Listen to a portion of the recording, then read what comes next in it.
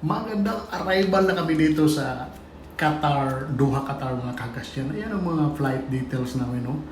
Palanding-landing na siya. Kasi ang arrangement, palagi ako nasa window, kaya ayan na. Arrival kami dyan, no?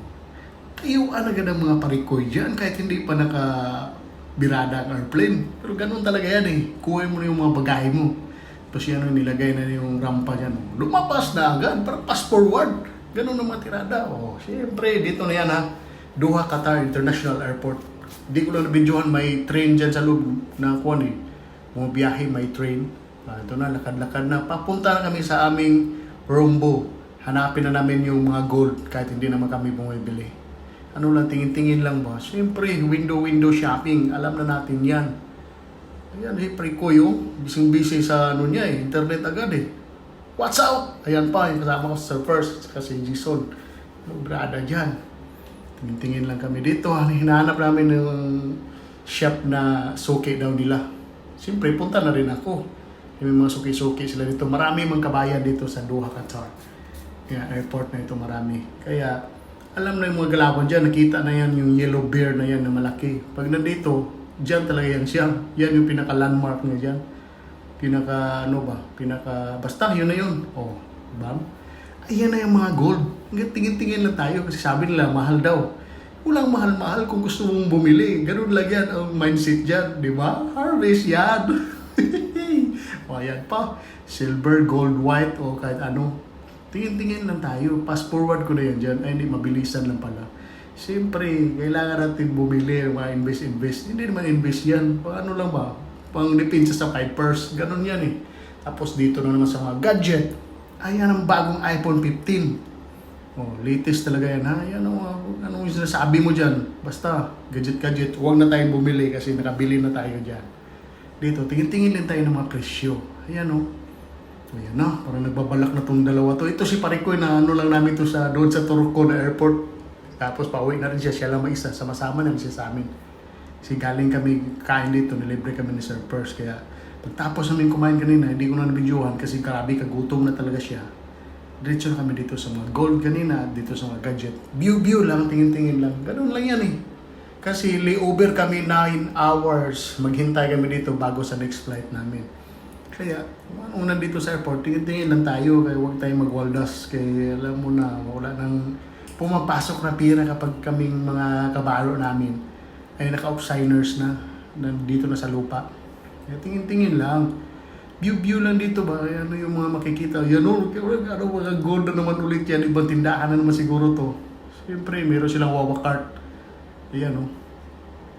Tingin-tingin lang kayo dyan ha. Sana ma-obserbahan nyo yung mga gold dyan. Yung mga nagbibinta dyan, sila kabayan lang din yan, mga pugi yan. O, dito naman tayo sa may mga chikot na naka-parking. Pa-view. Ayan, ang sinaw kaayo. Oh. Sus, ang aking motor, naka-parking na siya. Anong kayang motor to? Nakalimutan ko yung brand niya. Basta, yan na yan. Ano yan, big bike. Ayan oh. Triumph pala. Yan, zoom ko pa yan kasi gusto ko yung mga ganyan na motor. Kaso nung mahal talaga yan. Okay lang. Tapos dito na. Nandito kami sa Mariners Lounge. Kasi yung sa mga marino to, libre lahat. Pag medyo mahaba yung flight mo, may oras ka pa magtambay dito, pwede yan. O. Yan, kape-kape na.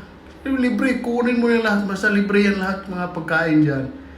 Kuha ka lang yan. Walang bayad yan. Basta ipakita mo lang yung identification mo na ikaw ay isang marino, seaman o ano ba yan dyan. Basta nasa barko ka nagtatrabaho. Yan, kain na. Mga banat dyan. Kape. Siyempre, itim. Tapos dito, galing ako sa shower. Tingnan doon naman ang buhok dyan, oh. Yung mga privilege yun dito. Libre lahat yan. Nag-shower ako kasi malayo pa ang flight. Mahaba pa ba. Shower para refreshing tayo dyan, oh. Bigyan ka doon. Pagpasok mo, sabihan mo lang doon si Parikoy na Indiano yun, eh. Give me a friend, he wants a shower. Yes, shower daw ako. Binigyan niya ako ng towel. Basta, yung mga kailangan na mag-shower ka, kompleto lahat yan. Dito lang yan sa Mariners Lounge.